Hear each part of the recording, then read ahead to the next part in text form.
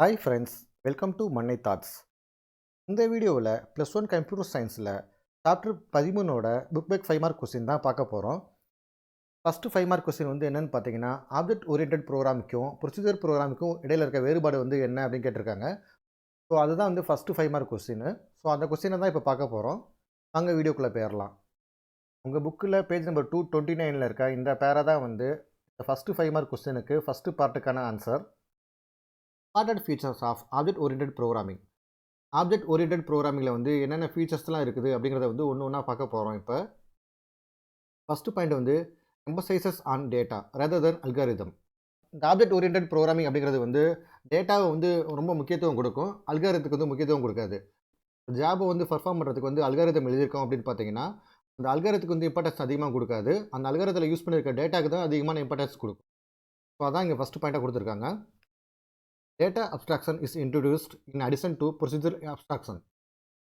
ஏற்கனவே வந்து procedure abstraction அப்படிங்கிற ஒரு கான்செப்ட் இருக்குது, அது கூடவே வந்து டேட்டா அப்ஸ்ட்ராக்ஷன் அப்படிங்கிற வந்து புது கான்செப்டை வந்து இன்ட்ரடியூஸ் பண்ணியிருக்காங்க இந்த ஆப்ஜெக்ட் ஓரியன்டட் ப்ரோக்ராமிங்கில். இந்த டேட்டா அப்ஸ்ட்ராக்ஷனுங்கிறது வேறு ஒன்றும் இல்லை, நமக்கு தேவைப்படுற டேட்டாவை மட்டும் பப்ளிக்காக அதாவது எல்லாத்துக்கும் கிடைக்கிற மாதிரி அக்சஸபிளாக வச்சுட்டு நமக்கு தேவைப்படாத டேட்டாவெலாம் வந்து ஹைட் பண்ணி வச்சுக்கிறது தான் டேட்டா அப்ஸ்ட்ராக்ஷன் அப்படின்னு சொல்கிறோம். ஸோ அந்த கான்செப்டை வந்து இந்த ஆப்ஜெக்ட் ஓரியன்டட் ப்ரோக்ராமில் வந்து இன்ட்ரடியூஸ் பண்ணியிருக்காங்க. Data and its associate operation are grouped into single unit. So ஒரு டேட்டாவை கொடுத்துருக்காங்க, ஸோ அந்த டேட்டா வச்சு செய்ய வேண்டிய வேலை இந்த ரெண்டையுமே வந்து ஒரு சிங்கிள் யூனிட்டாக ஃபார்ம் பண்ணிக்கலாம். Programs are designed around the data being operated. So object oriented ப்ரோக்ராமில் வந்து ப்ரோக்ராம் வந்து எப்படி கிரியேட் பண்ணுறாங்க அப்படின்னு பார்த்தீங்கன்னா, டேட்டாவை பேஸ் பண்ணி தான் கிரியேட் பண்ணுறாங்க. Relationship can be created between similar and distinct data types. இதுக்கு முன்னாடி நிறைய வீடியோவில் பார்த்துருப்போம், இந்த மாதிரி ஒரு வேலை செய்கிறதுக்கு வந்து ஃபங்க்ஷன் கிரியேட் பண்ணுவோம். அந்த ஃபங்க்ஷனில் யூஸ் பண்ணியிருக்க டேட்டா டைப்பை பேஸ் பண்ணி வந்து எந்த ஃபங்க்ஷன் வந்து எக்ஸிக்யூட் ஆகணும் அப்படிங்கிறத வந்து கம்பைலர் டிசைட் பண்ணோம். அந்த ஃபங்க்ஷனை வந்து எப்படி டிஃப்ரென்ஷியேட் பண்ணி காமிக்கிறாங்க அப்படின்னு பார்த்தீங்கன்னா, டேட்டா டைப்பை யூஸ் பண்ணி டிஃப்ரென்ஷியேட் பண்ணி காமிக்கிறாங்க. எக்ஸாம்பிள் வந்து C++, Java, VB.NET, Python. So இந்த 4 லாங்குவேஜும் வந்து ஆப்ஜெக்ட் ஓரியன்டட் ப்ரோக்ராமிங்க்கு வந்து ஒரு எக்ஸாம்பிள். இந்த ஃபஸ்ட்டு 5 மார்க் கொஸ்டினில் வந்து செகண்ட் பார்ட் வந்து எங்கே இருக்குது அப்படின்னு பார்த்தீங்கன்னா, உங்கள் புக்கில் பேஜ் நம்பர் 228 வந்து இருக்குது.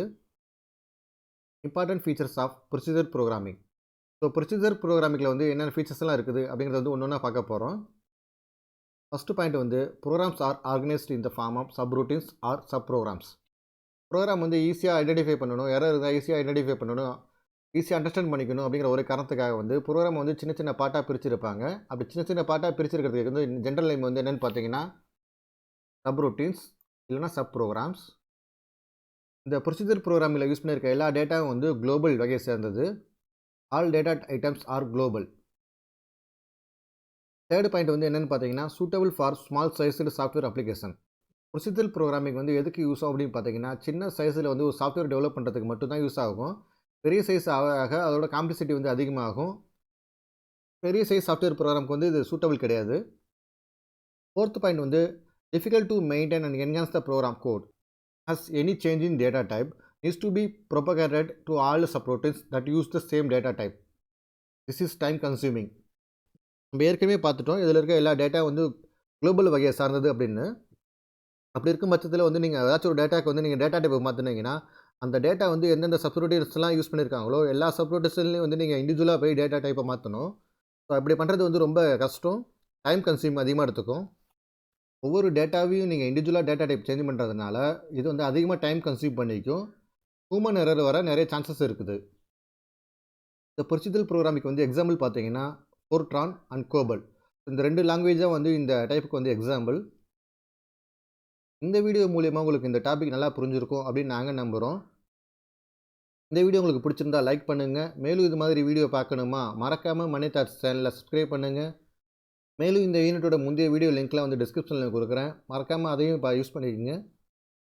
மேலும் இந்த வீடியோ வந்து உங்கள் நண்பர்கள் மற்றும் நல விரும்பியோட ஷேர் பண்ணுங்கள். தேங்க்யூ.